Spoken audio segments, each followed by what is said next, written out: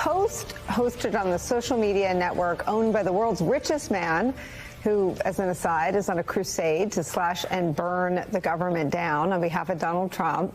That post basically sums up where we are right now. The complete transformation of the United States Justice Department, better than anything or anyone else. It's a post from the U.S. Attorney's Office in Washington, D.C., currently helmed by election denier and Trump super ally Ed Martin. And it's about the Associated Press's lawsuit seeking press access to the White House.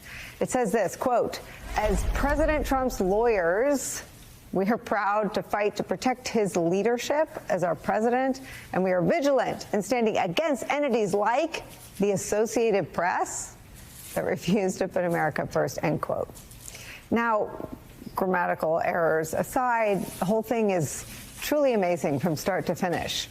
But it's the first few words that have caught everyone's attention, because prosecutors paid by the taxpayers who work at the U.S. Attorney's Office in Washington, D.C., are not Donald Trump's lawyers. U.S. attorneys work for us. They take an oath to the Constitution, not to Donald Trump or any specific president. Senator Chris Murphy said this, quote, "This is insane. If you wonder why some of us think the rule of law is about to fall, it is this. It's that attitude that anyone in the Justice Department is a personal attorney for Donald Trump. They're only to push his agenda and not the interests of the country or justice. That attitude now defines the top of the institutions currently responsible for upholding the rule of law in the world's oldest democracy, full stop." New York Times has brand new reporting on the number 2 person now running the FBI. He's a podcaster and media personality named Dan Bongino. From that reporting, quote, "Mr. Bongino's rise in the world of conservative news media was fueled by what critics describe as a penchant for spreading misinformation about the pandemic, about the 2020 election, and about the FBI. In 2022, he was banned by YouTube for repeatedly violating that platform's rules about coronavirus misinformation, including for a video that claimed that masks were useless.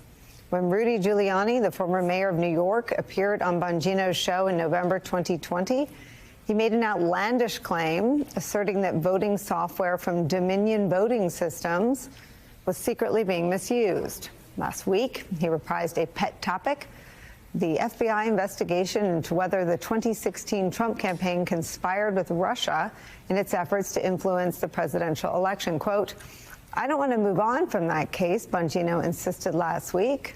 Quote, "I want to find out what happened so it can never happen again." Bongino should ask one of his colleagues. A bipartisan Senate intelligence report authored by now America's Secretary of State, a guy named Marco Rubio, found that the Trump campaign's ties to Russia posed a, quote, "grave counterintelligence threat," end quote.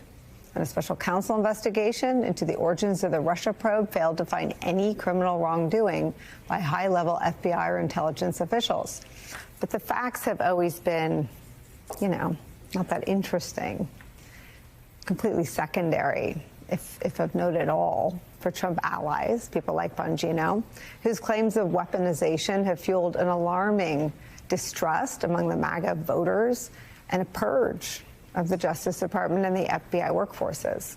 Here's former federal prosecutor Brendan Ballou on the Hill today. The actions of the past month should concern us all, largely ending foreign bribery and corruption cases and threatening to fire public corruption prosecutors, investigating political enemies while putting political friends above the law. These are all efforts to return us to the time of Watergate, and it harms you no matter your political beliefs. The only people who will benefit from these actions will be billionaire criminals. And for them, this will be a golden age. That's where we start today with some of our favorite experts and friends. Former acting attorney general under George W. Bush, Peter Keisler, joins us. With us at the table, former top official at the Department of Justice, MSNBC legal analyst Andrew Weissman's here. Also joining us, former Republican Congressman, MSNBC political analyst David Jolly's here.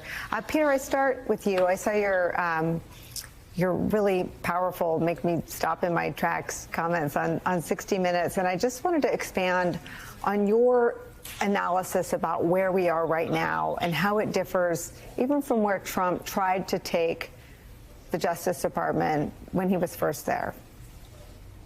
Well, we've seen a whole series of actions over the past 4 weeks that are really unprecedented. I mean, it started on day one of the new administration when the president pardoned everyone who had stormed the Capitol on January 6th, including people who had engaged in really brutal acts of violence against the law enforcement officers that were just trying to protect the Capitol. It went on when they fired more than 24 career prosecutors, some who had worked on the cases against President Trump himself and some who had worked on cases against the January 6th defendants. Again, in that instance, there was no suggestion that any of them were individually poor performers or had committed any individual act of misconduct. It was just that as a group, they weren't seen as sufficiently politically reliable. And then after that, we had the effort to drop the corruption case against Mayor Eric Adams because he said that he would assist the president in implementing the president's immigration agenda, and the Justice Department said that they wanted to better enable him to do that. Those are all distinct actions, but there's a common through line that connects them all, which is all of them treat law enforcement as just another tool of politics, where a president's friends and political allies get special favors and his perceived political opponents get special scrutiny and harsher treatment. And that's just the opposite of the equal and impartial justice that we've always thought of as a core value of the system. And so what happens when the system becomes something else? I mean, I want to play the devil's advocate a little bit and say that Donald Trump ran on doing this. And he installed people in Pam Bondi, Todd Blanche, and Kash Patel, and then the U.S. attorneys. Those are all Senate-confirmed positions at the Department of Justice, right? That's correct. And none of them denied that they would pursue the president's agenda at the department. So I wonder what you make of the whole conspiracy to turn the Department of Justice that includes every Republican senator who voted for all those people who said they would do this. How do you evaluate this moment when the Republicans in the Senate are complicit in turning it into what you just described? Well, that's part of the problem. You know, at the end of the day, a president has vast powers. I mean, sometimes he can cross the legal lines, but even when he's staying within the legal lines, there's an enormous amount that he can do for good or for bad. And when he has the Congress on his side, there are going to be very, very few restraints. And as to whether the people chose this, I really doubt that there were many people who voted for Donald Trump for any number of reasons, who said, what I want is a Justice Department that favors his political friends and turns an especially harsh spotlight and scrutiny on his political enemies. Nobody voted for that. I agree with you. I guess my point is a lot of people were warning that this is what he would do because this is what he tried to do in the first term. And my wonder is not really with Donald Trump 2.0. It's with why men like John Thune and John Cornyn confirm people from Bondi to Blanche to Patel who didn't say, I'm going to get there and try to stop him from turning the world's preeminent Department of Justice, the people who helped make sure 9/11 never happened again, the people who help other countries prevent terrorist attacks and stop child sex trafficking and stop drug cartels. Why do you think those men and women in the Senate on the Republican side didn't stop the department from heading this direction? Well, look, I think there are political scientists who could opine on that more effectively than I can, but I guess what I would just say is that I think there are a lot of people there who privately understand the problems this creates, but are concerned about the political consequences for themselves. I don't think we have had a president in my lifetime who so completely dominated his party and who so much wanted at the same time to take the Justice Department and the FBI in this political direction. And I think that combination has been really toxic. Can you just explain what happens inside the department, how it impacts? I mean, I think people at the highest level of the department probably make 1,000 decisions before lunchtime, and it's their judgment that keeps us safe, that keeps the bad guys running from U.S. Department of Justice offices all over the country and all over the world. How does it change how career folks do their job or approach their job when the weaponization is so publicly stated as the new mission? Well, I think the fact that it's publicly stated is really part of the design. I mean, everything we've been talking about so far, the pardons, the firings, the dropping of the charges against Mayor Adams, the statement by Ed Martin that you put on the screen earlier that says he's the president's lawyer. I mean, all of those were very deliberately done publicly and transparently.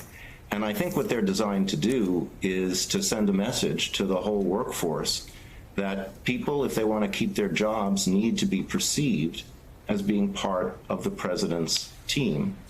And that, of course, foreshadows attempts to use the department more aggressively as an instrument of politics. It's just another part of the president's political apparatus. Now, the people at the department are really dedicated to the notion that justice needs to be impartial and apolitical. They know that to be fair and effective and credible, the law enforcement system has to be nonpartisan.